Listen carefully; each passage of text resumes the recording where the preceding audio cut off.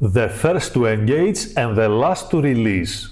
Ladies and gentlemen, this video is about the control line. This is the line that we want to engage first to gain control over the situation with our boat, especially with the crosswind, and the last line to release progressively when we want to exit from our slot, again with crosswind or whatever wind we have.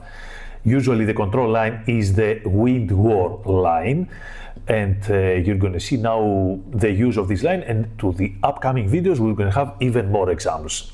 And also I have down below all the links to contact us to book your course with us with the catamaran or monohull maneuvering, but also to our big course, which is the Mediterranean Masterclass.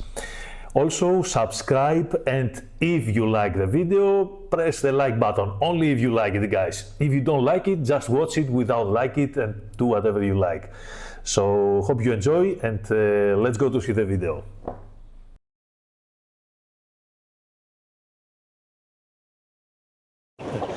So what we will do now, we will prepare the boat to use all this stationary position of the boat to engage one line, and then we will show you the importance of having the control line and how we can use it in any kind of docking. It can be med mooring, or it can be even better, it can be alongside, which is my favorite.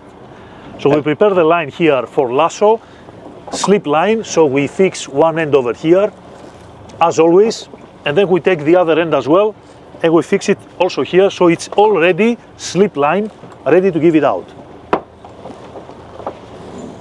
I'm not going to do a locking over here, just one coil and one crossing in order to be held over there. And Yorgo, you can prepare now the lasso. There are a lot of ways to prepare the lasso, guys, but this one is preferable in the case of the single hand maneuvering the boat. And why is that? Because even in the case that we failed to engage the other end of the line, it's already engaged there, and regardless how long it is, we're going to have it there ready to hold the boat in position, and we can readjust it. When we reposition the boat, we can readjust it easily. So single hand maneuvering, prefer this preparation of the lasso on the cleat, both ends engaged to the cleat. To go to the millimeter, so Yorgos can give the lasso outside, and then we will use it as a control line to pivot the boat almost 180 degrees. Let's go ahead and reverse. Before we reverse, I will place the boat in such a condition that I will already have the deviation that will counter the prop walk. My rudder into center.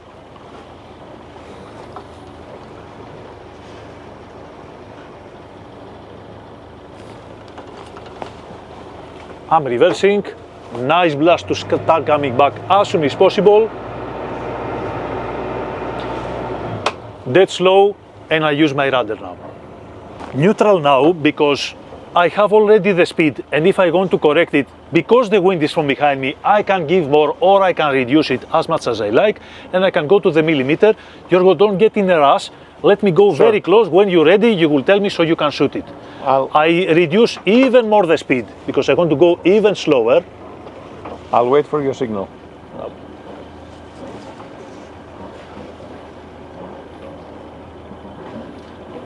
I'm ready whenever you want. Shoot it, please.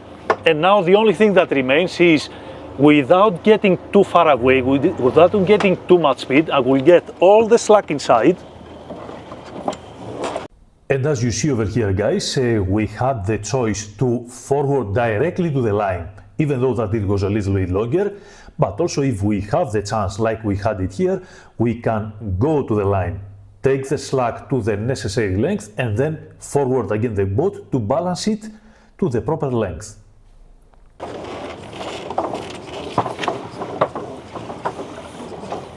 And I will let a lot of slack because I want to pivot the boat without crashing to the corner. I do my half turn over here, and if I would like, I could have done also the locking, but there's no reason. I can control the line just with the half turn, and then, very important, I give dead slow forward to take the slack of the line first with ease, and then all the slack taken, clack, I engage the forward. My hands should stay away like this, and I can pivot the boat, and as you will see, I will bring my bow over there. Of course, this is something that we teach it mostly to the professionals, guys. This is overwhelming for a person that is doing sailing once or twice per year, 2 weeks per year. But always we need to use the necessary force in order to get the lines under the proper tension without getting too much recoil to the line. The recoil to the line is putting the boat in a opposite position that we want it usually, and also can, let's say that I want to take it upwind, the recoiling will bring me downwind, and also it's damaging for the line, for the cleat of the boat, for the cleat from the outside. It can be dangerous for our fingers, so it's a kind of high level managing lines under tension. I can control the elevation of the bow a little bit with my rudder. If I have two rudders, two fins, I cannot do that. So in this case, you have to be careful to protect very much your corners, because you cannot control the positioning of your stern by using the rudder. For those of you that you might not understand what I said here, I can absolutely do what I'm doing here with a double fin, double rudder boat, but I cannot really control the positioning of the stern.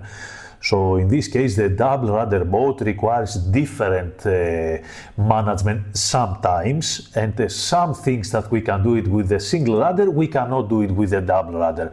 But this here, we can absolutely do it with the double rudder boat as well. I will give a little bit more thrust. And if I feel that there is too much pressure here, I do also one crossing, and then I can hold it literally with my fingers. I see that the boat is coming very fast now. You see how it pivots, and I can bring it. If I want to bring it alongside with the catamaran now, I will give a little bit slack, so I will get away and get to the other side next to the catamaran.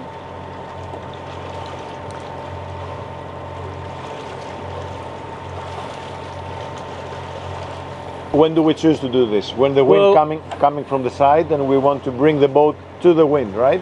Exactly, and not only that, not a lot of people, including me, I don't feel comfortable getting to the mooring lines if I have the wind from the bow, because a little bit away from the wind, the bow can drift you either side.